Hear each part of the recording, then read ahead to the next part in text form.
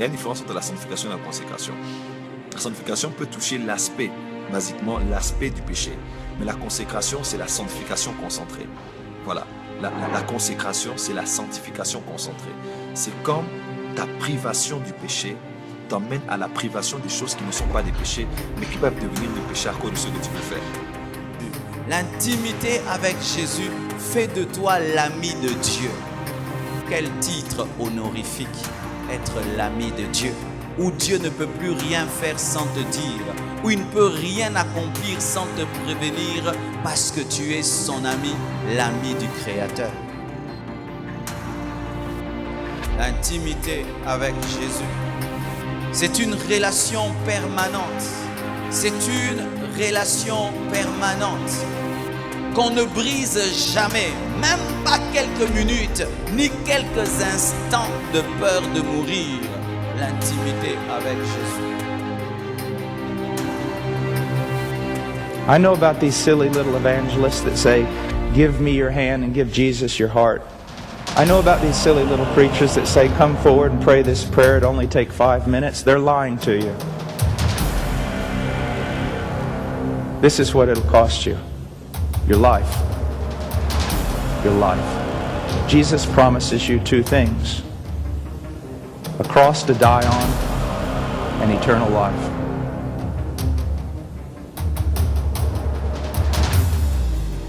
He's everything or he's nothing. Écoute-moi, lorsque Dieu ne t'interdit plus des choses, tu as commencé à échapper à son contrôle. Comment? Lorsque Dieu ne t'interdit plus des choses, lorsqu'il y a des choses dont on dirait que tu ne te donnes plus des instructions, des interdits, des choses que tu dois faire ou ne pas faire, sache que quelque part, Dieu a commencé à perdre le contrôle de ta vie. Ah, c'est très important. On m'a raconté l'histoire d'un type d'oiseau. On les appelle les inséparables. Lorsqu'ils naissent, chacun vit dans son coin jusqu'à rencontrer un autre oiseau. Et dès lors qu'ils se choisissent, hommes et femmes, mâles et femelles, ces 2 oiseaux vivent ensemble pendant des années et des années, jusque dans la vieillesse et mourir. Si tu prends ces oiseaux, tu les sépares pendant seulement une journée, ces oiseaux meurent. Ces oiseaux ne meurent pas de faim, ne meurent pas parce que tu les as tués, mais parce que tu les as séparés des oiseaux. Tout celui qui est ton supérieur te dira des va et des viens. Mais quand tu n'entends plus va et viens, ça veut dire que tu n'as pas de supérieur. Ou bien tu en as, mais tu as échappé à son contrôle, tu as échappé à son autorité sur toi. Donc Dieu ne te dit pas, laisse ça, ne fais pas ça, ne fais pas ceci. Donc Dieu ne te dit plus des choses que tu dois faire ou tu dois plus faire. Sache que tu es en danger là où tu es. Il est impossible que les poumons fonctionnent sans l'oxygène et il est impossible de vivre sans Jésus. Te priver de Jésus, c'est te priver de l'oxygène. Te priver de Jésus, c'est te priver de la substance de la vie. Te priver de Jésus, c'est te priver de l'autre toi-même sans lequel tu ne peux exister. Une fois seulement que tu te sépares de Christ, tu es mort spirituellement. Une fois qu'on sépare ces 2 oiseaux, celui qui a la connaissance, il sait, ils vont mourir. Mais il va bien. Non, ils ne peuvent jamais vivre séparés. Et tu ne peux jamais vivre sans être intime à Jésus. Tu ne peux vivre. Tellement que l'intimité exige beaucoup. Peu de chrétiens ont réellement une intimité avec Dieu.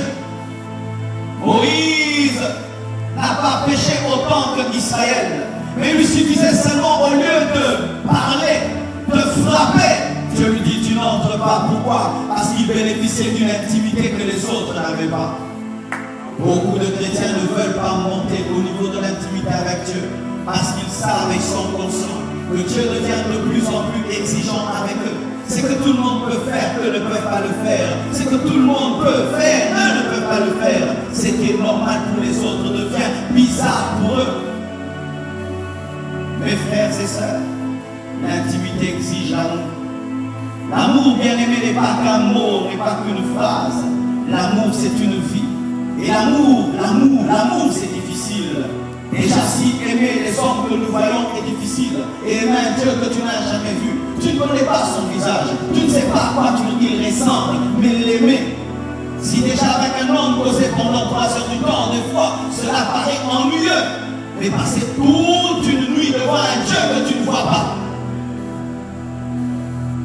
se priver de nourriture pendant 1 mois pour un Dieu que tu ne vois pas. Je respecte des hommes comme Moïse qui peut faire 2 fois 40 jours sur une montagne avec un Dieu qui ne voit pas. Je respecte les hommes qui passent des temps et des temps dans la présence de Dieu et tu entres dans leur chambre, ils pleurent, ils parlent, mais qui est là? Personne n'est là, mais ils croient que quelqu'un est là. Vraiment, oublie ces futilités, oublie la télé, oublie ces bêtises, oublie les disputes, oublie les querelles, les âmes meurent. Oublie. Laisse de côté les choses vaines et cherche ton Dieu. Il se laisse trouver par ceux qui le cherchent. On peut prêcher des messages merveilleux sur Élisée qui guérit une âme, sur Jésus qui ouvre les yeux des malades. Mais le message de Dieu pour cette année, pour son peuple, c'est: cherchez-moi. Je suis la source de vie. Je suis la puissance qui agit en vous. Mais si vous ne me touchez pas, je ne peux pas vous toucher. Frappez, l'on vous ouvrira. Cherchez, vous trouverez. Je me laisserai trouver par ceux qui me cherchent de tout leur cœur.